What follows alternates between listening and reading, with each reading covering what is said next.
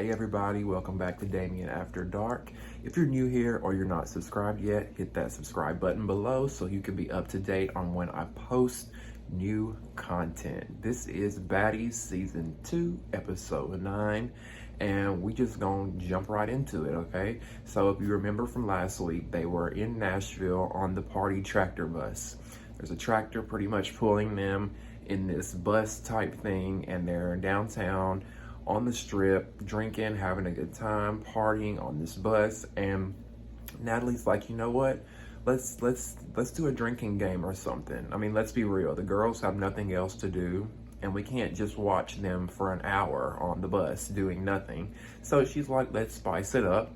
Let's do a drinking game. And the drinking game turns out to be more of a who can suck dick the best. So she has all the girls take a bottle, and she tells Anne, you know, Anne, you're the throat goat. Let's see how far each girl can put this bottle down their throat. So they start doing this, and y'all, please don't take this the wrong way. I'm not body shaming. I'm not a body shamer. And technically I'm not body shaming because this is not Persuasion's real body. It's enhancements. But Persuasion's booty, did y'all like... I'm just like, why do these girls do this to themselves? I understand wanting to have a larger booty or being insecure about your butt. Listen, I don't have the biggest ass either. I wouldn't be against getting a little implant myself, but a little bit. Why do y'all get these big silicone inflated basketballs in your ass and then your leg don't match? It's like, here's the leg, and then you got an ass this big attached to it. It don't look right, sis. And I'll probably get hell for saying that, but come on. Am I the only one that noticed that? Somebody tell me below. Anyway. So Natalie decides, like I said, to see who can suck a bottle the best down their throat. Okay. So they do that. Anne does her demonstration. And did y'all notice how one of the girls, she was sucking on the bottle, doing her thing, and one of the girls was like, lick the gooch, and Persuasion, or Anne, was like, I won't lick a man's gooch. And Rock says, yeah, he gay if he lets you lick his gooch, right?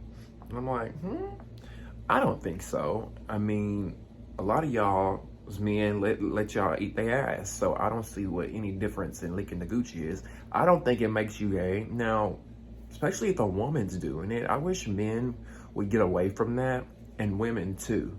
Stop making everything so black and white, like men can't do this or it makes them gay. Like, no, that's a whole other conversation and video though. So Jayla said, did y'all notice how she was like, I don't really want to do this challenge because I don't want the girls to know all of my business and how I get behind closed doors. Girl, we know how you get behind closed doors. You sell pussy in Dubai, allegedly. Like, quit trying. And then she tries to act all shy in confessionals. Like, I don't want these girls to see how I get down. But then she, like, sucking on the damn best. Got the beer running down her mouth. Like, Jayla, just own your freak hoe, girl. Just own it. There's nothing wrong with being a freak hoe. Just own it. So, and the whole time I'm watching, I'm trying to get into it. Like, it is a little bit entertaining, I'm not gonna lie. But the whole time I'm watching, I'm thinking of COVID, the germs, the fingerprints, the girls who touch their coochie with their hands, and then now they touching these bottles, and y'all putting your mouth on it, and all of a sudden, we look up and Krishan and Scotty are just swapping spit, going at it.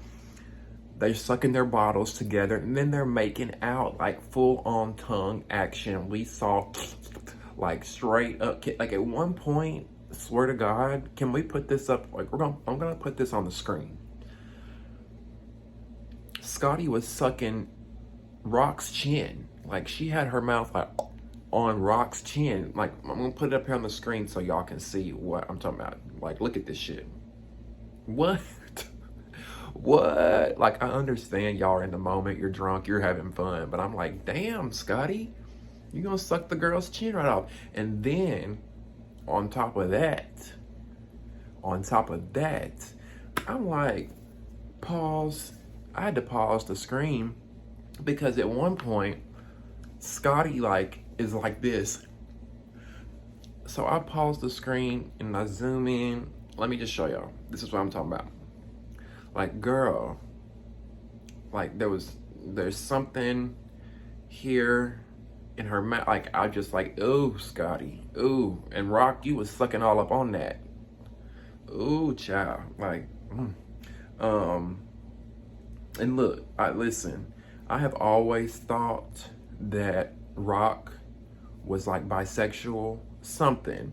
Like, because she don't have to kiss a girl to be bisexual. I could just already tell by her demeanor, her stature, the way she dresses and acts. Like, of course she's dating Blueface, so I always knew, of course this girl likes dick, but I did not put it past her to like women. I could tell that Rock would eat a cootie cat up in a heartbeat. Like, is that just me, or do y'all feel that? She seems to like really like Scotty a lot, and ain't no shame in it. Nothing's wrong with it. Let's see. So some of the girls think that there's more to what the Scotty and Krishan. So Natalie and Rolly seem to think that Rock and Scotty have more going on than what they're letting on, or that they may have more feelings about each other. They're feeling one another because they're making out on more than one occasion. And I don't know. I mean, maybe. I don't think that they really like one another or want to be with one another, but I definitely think there's some sexual chemistry and tension there, and they just think each other is sexy. I mean, shit, why not? I am curious to see what Blueface thinks about this, because we all know that Krishan is dating Blueface. That's her man, and she gonna stick beside him. We've seen everything playing out with Rock and Blueface on social media, so I'm curious to what he thinks about her behavior and making out with these girls on TV. Maybe he thinks nothing's wrong with it. Most straight guys wouldn't. Some guys think that that's cheating. Their girl is cheating when she's out here kissing on other girls. I don't know. So I'm curious to see what he thinks about it. A low-key, one thing I noticed that I have a problem with, and I've had a problem with for a while, but I'm trying to give her the benefit of the doubt. I want to see how Bree acts off camera, because I don't know, but I feel like, I don't know, when cameras, I just want to see how she is around other black girls when the cameras aren't on. Not even just black girls, people in general, because I feel like Bree tries to talk and act a certain way. I was watching her in her confessionals tonight, and she was just doing all this and like, you know, like, and something about it didn't sit well with me. And I'm like, no, Bree, if this is who Bree is, this is how she's always been, I'm gonna give her a pass. Y'all let me know in the comments, was Bree like this on her season of Bad Girls Club? Because if you just coming in, like, if you just morphing into this kind of person, I don't like it. I don't like it. I don't like people who get around other people and they start conforming to that person's, the way that people speak, the way they act. Like, so the girls are back at their houses the next morning, and each side is conflicted on how they feel about each group. So of course we know the house is divided. The girls feel like there was a lot of fakery going on the party bus. They feel like it was still divided, but a lot of the girls were being fake and trying to, you know, act like they were having fun, where at the end of the day, a lot of these girls don't like one another, right? So today, they're on their second day in Nashville, and they have to get to work. And work consists of doing a radio interview, doing a podcast interview, and then hitting up the club that night for an appearance. Sounds like an amazing job, right? I know I would like that as my work. So they're getting ready. They go to this interview at the radio station, And Natalie tells Rolly on the way, one of the things that I noted that I thought was interesting is she said that things between her and Jayla will never be the same. And I sort of believe that in a way, because I feel like I didn't know what I was seeing with Jayla last week. I feel like she's a totally different person. Well, not a totally different person. I feel like she's always been like this, but she's just really being exposed this season. And I can see why Natalie could think things between her and Jayla will never be the same again, because it's almost like Jayla just flipped the script for TV. Because what other reason were you mad for, Jayla? I don't know. So they're at this interview with Streets 99.3, doing a radio interview, and it's Natalie, Rolly, and Rock. And I was surprised because during the interview, the host asked them, like, how has this experience been? And Rock says at one point, you know, we fucked up kissing bitches. And I'm like, Rock, boo, we on the radio station. And during Rock's confessional, she even says, you know, this is not my first radio interview. I've done quite a few radio interviews. But if you've done radio before, you should know you're not supposed to cuss during a live broadcast, because they can't just edit that out right away. Unless this was a pre-recorded interview. It could be a pre-recorded interview. But I was just like, damn, Rock. So the host asked Natalie what made her start Baddies. And Natalie tells the story of Oxygen, how Oxygen wasn't doing any more seasons of BGC. And so I watched an interview with William the Baddies. He did an interview with Oliver Twix here on YouTube. And during that interview, William says that Zeus made $8 million off the first episode of Bad Boys LA. Like, when the show aired, they had so many subscribers that they made $8 million off of that first episode. And if that is true, if that's true, you can't knock Natalie and what she's doing and her hustle, because like, this show could have died off. Bad Girls, the whole brand franchise could have died off. We could have never got a Bad Boys Club or anything. Even though the show hasn't been that great, Natalie is very smart, because she knew how big the fan base for Bad Girls was. So she took a huge fan base over to this different network. And you can't tell me the girl's not making a lot of money. Like, I'm sure Natalie is raking in the money if she was smart, which she is, you know, contractually, the way she set up things moving to Zeus. Like, and even Zeus knows. That's why I feel like they hold Natalie up here. And, you know, they're always doing things for her. She's almost like the face of the fucking network. Because I feel like Zeus knows how important or how much of an impact that Natalie has made bringing all these fans. Because let's face it. Let's be real here. Before Baddies and Bad Boys Club came to Zeus, they were a known network, but they're nothing like they are now. Like, they had Jocelyn and One More Chance and Black China. Like, they were gearing up, trying to climb that mountain. But as soon as Natalie and the Bad Girls come on board, they were at the top of that mountain, and they're doing big things now. Okay, where are we? Okay, so they're leaving the interview at the radio station, and Natalie expresses that she feels like Rock is acting differently. So she approaches Rock about this on the bus, and she says, you know, what's going on? Are you okay? And Krishan says, and for those who don't know, I'm sure everybody knows, when I say Krishan, I mean Rock. When I say Rock, I mean Krishan. Just so we're clear. So Rock expresses that she missed out on court and that 12 is after her. She says she has a misdemeanor case in Oklahoma for being caught with 10 grams of weed. Now, the first thing that came to my mind when she said she was caught in Oklahoma with 10 grams of weed, my first thing that went to my mind was, why are you in Oklahoma? And then it dawned on me, I'm like, okay, maybe she was on tour with Blueface and she took a charge for him. That was what first went through my head. So, and then it is confirmed a little bit later. Rock says, I took the charge for my friend. I was like, okay, so I'm right. She didn't say she took the charge for Blueface, but she said she took the charge for her friend. I think the friend is Blueface.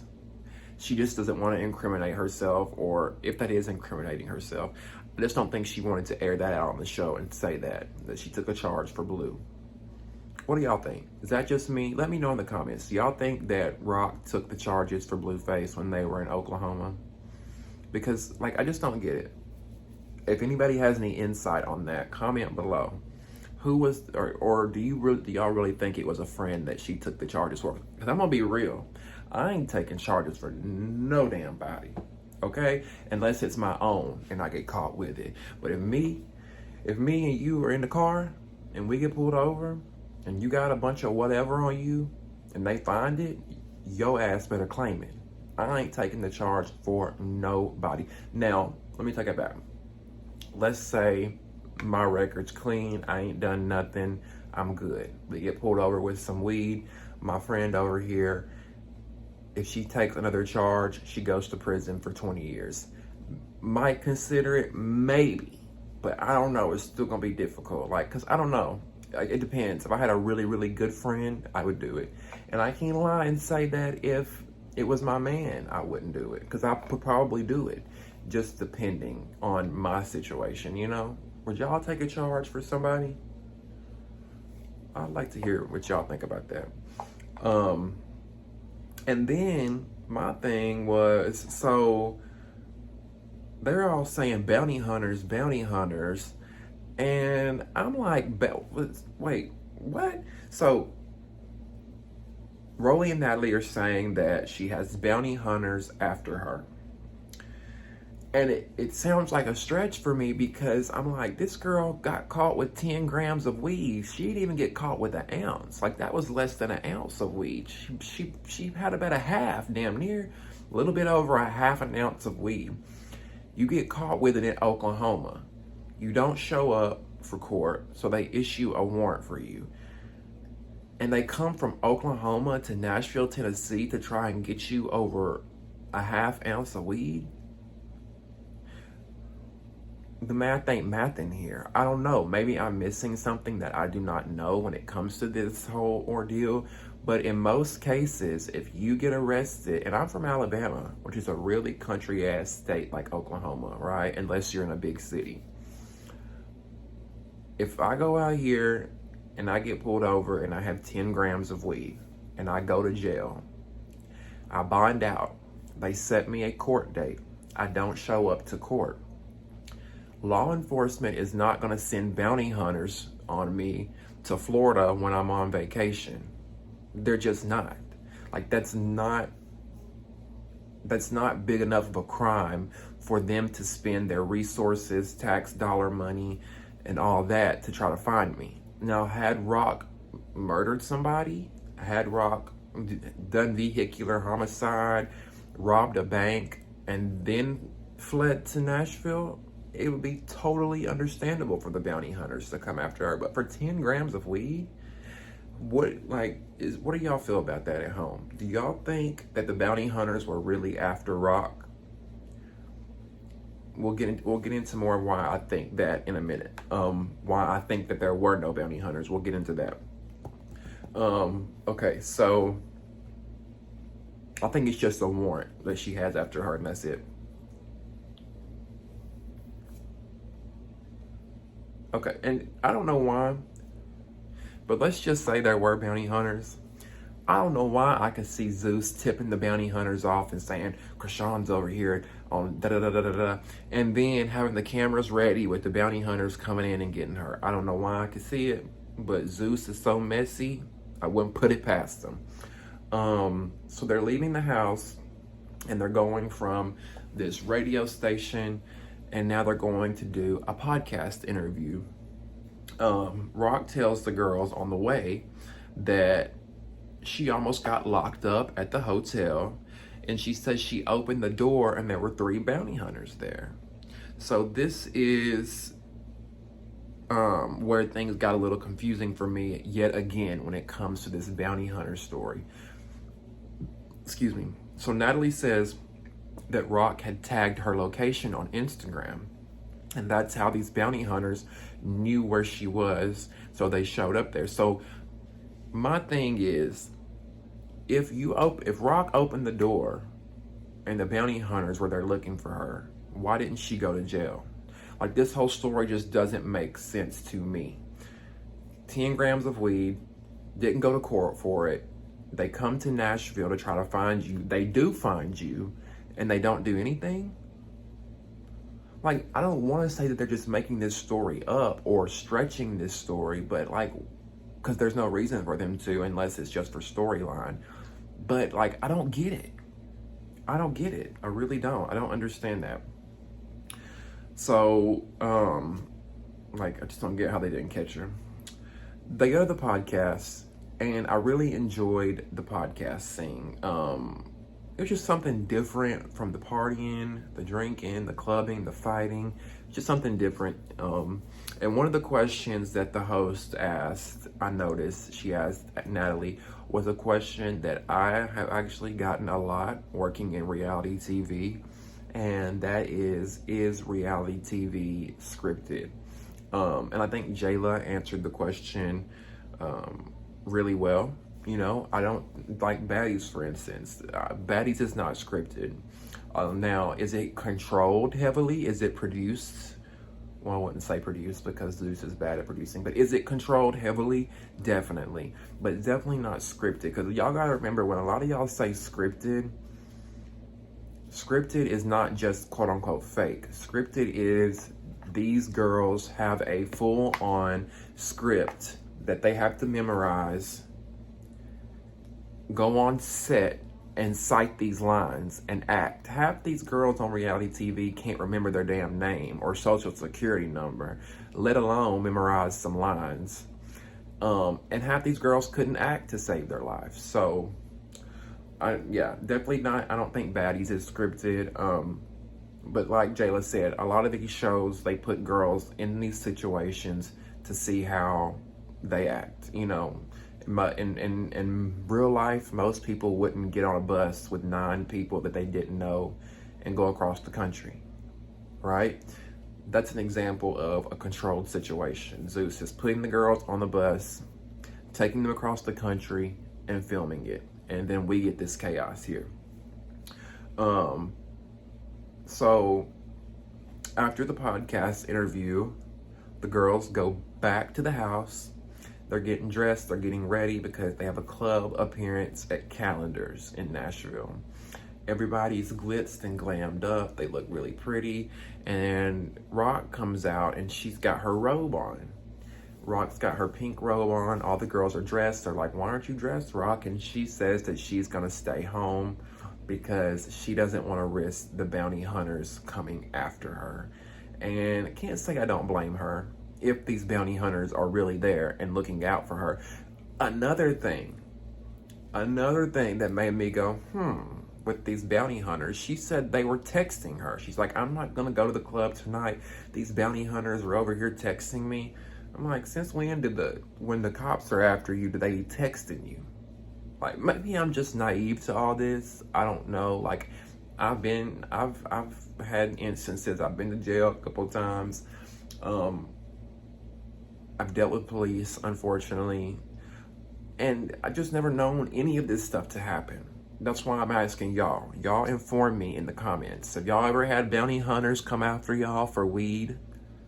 Come after y'all out of the state for weed? Y'all ever had bounty hunters texting you trying to find your location? I don't know. The math ain't mapping.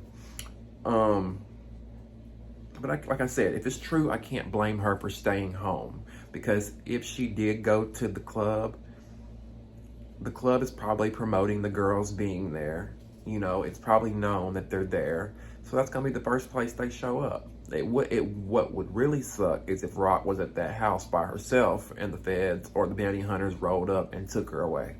That would be the real scary part. So they're on the way to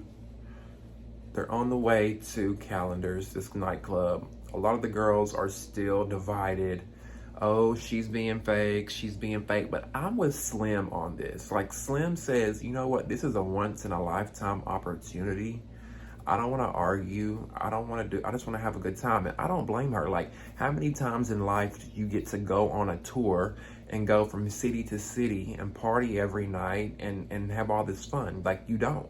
Like, it's a once in a lifetime opportunity. So why be mad at something that happened 2 days ago when we could be having a good time, you know? So I'm with Slim on that one. And then did y'all notice how, like, so that second day there in Nashville, it was raining all day. And I noticed when Rolly and Natalie went into the radio station, they're walking in and it's raining and they're like this. Then all the girls get out of the bus and they go into the nightclub. It's raining. All the girls are like this. I'm like, Zeus, what are you doing? Where's your umbrellas? Like, y'all should have been protecting these girls and their hair and their outfits before they went in. Some people may say, oh, it's not a big deal, it's just rain. But when you're doing a show, the talent is the most important thing. Your cast members, you have to treat extra special. Because if your cast members are not on par, they're not on their A game, they're gonna produce shitty content for you. They're not gonna show up and entertain and be on their best if they're soaking wet and hair frizzing, clothes wet, you know. So you always want to make sure that the talent is happy and that you're catering to them. Zeus just seems like they don't give a fuck sometimes. So and one of my notes I made, this is so important. Zeus, you're no longer a low budget network. Okay? When I say that, I don't mean that Zeus is low budget. I'm just saying at one point they didn't have as much money as they do now. Now y'all have plenty of money. Invest it to make your content look good. Invest in in better producers. Invest in a better team. Invest in better just everything. So the girls are at the club. They're at the club and they're having a good time. They're dancing, yada, yada, yada. And I have a feeling, actually, I know, I ain't gotta have a feeling. I know that Natalie knew that Sidney Starr was going to show up. And I'll tell y'all how I knew that she was going to show up. Because Natalie is a producer, right? She has been on lots of reality shows. She's got a producer mindset.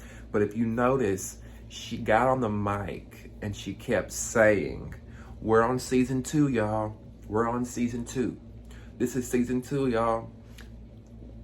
In my mind, her saying that was Sidney Starr's cue to come in.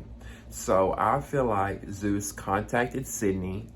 They needed some, look, Sidney, we need some drama while we're in Nashville. Could you show up and give us some drama, right? Sidney being Sidney, of course she's gonna show up. Would y'all not show up? If Zeus told you, we're gonna fly you in, we want you to show up for about an hour, cause a scene, and we're gonna pay you $2,000. I would do it, right? Sidney gets there, they tell her, okay, you're gonna go in. When you hear Natalie say, we're on season 2 now, walk in. Walk in. So while they're trying to spin this narrative that Sidney just showed up, Sidney ain't just showed up. Come on now. I'm not saying she wouldn't. I wouldn't put that past her. But it's evident. Come on. Y'all haven't had anything really happen since Charlotte. Zeus thrives off of fighting. They know that the viewers love to see fights. We haven't had a fight in 2-3 episodes. So they need some drama. They need some ammunition. Who do they call? They call Sidney Starr. They know she's going to do the job. So Zeus, in my opinion, is trying to spin this narrative on us and fool us into thinking, oh, the viewers think Sidney is crazy already. Let's make them think that she's going to show up to Nashville to start some shit. And Sidney kept saying, I embody myself. I embody myself. No, Sidney, no, you didn't. And that's okay because, look, Y'all know from my videos in the past, I've not always been the biggest Sidney Starr fan.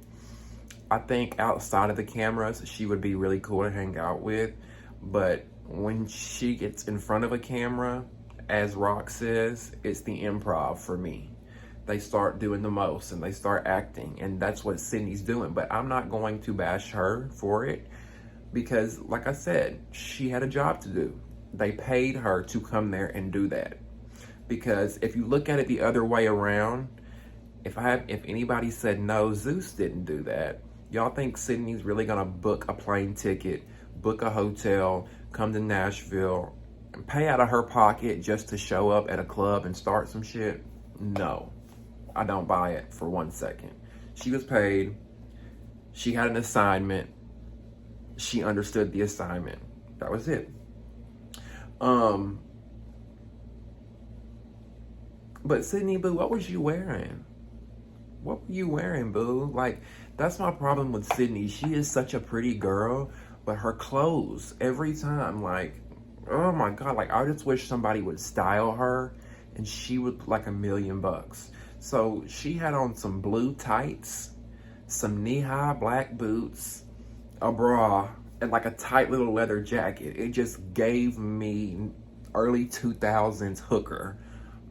Cheap hooker that shopped at Rue 21. Like, it just did not look good at all. I just wish somebody would style Sidney one time. So Natalie gets on the mic. She starts screaming at Sidney, starts yelling. They start going back and forth, and it's the acting for me. It's the acting for me. Like, Natalie, you knew this girl was gonna show up, but I get it. You need drama. You're trying to show out in front of these people at the club. You're trying to look like the Billy Badass in front of the Baddies.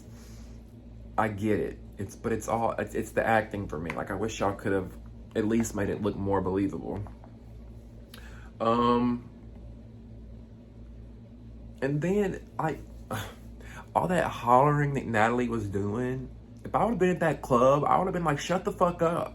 Like, we're over here trying to drink and have a good time, and you up here on the mic hollering, screaming, you and Sidney screaming back and forth, like, what? So, Rolly says that Sidney offered her $1,000 to give them their location when they were back in Atlanta.